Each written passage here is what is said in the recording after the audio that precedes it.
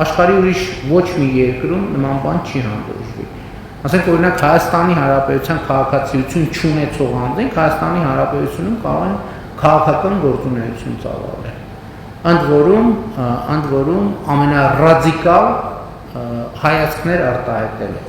Մենք պետք է ունենանք մեխանիզմներ անհրաժեշտության դեպքում օրենսդրության փոփոխություններ անենք այդ դեպքերում արձագանքելու համար։ Հիմա պատկերացրեք Հայաստանի Հանրապետության քաղաքացին ենթադրենք որևէ երկրում, որևէ օտար երկրում, այլ երկրում քաղաքական գործունեություն ծավալի, սկսի հանրային կարծիքի հետ աշխատել, ընդ որում օգտագործելով բոլոր հնարավոր գործիքները, թույլատրելի եւ անթույլատրելի մեթոդները, թույլատրելի եւ անթույլատրելի բառապաշար, դա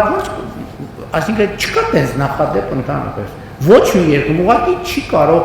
այդպիսի բան լինել եւ բնել։ Բայց ես չեմ հասկանում ոնց կան Հայաստանի Հանրապետության քաղաքացիություն չունեցող անձինք Հայաստանի Հանրապետությունում քաղաքական գործունեություն ծավալել։ Հայաստանի Հանրապետության քաղաքացիներին շուտ կոչերով հանդես գան,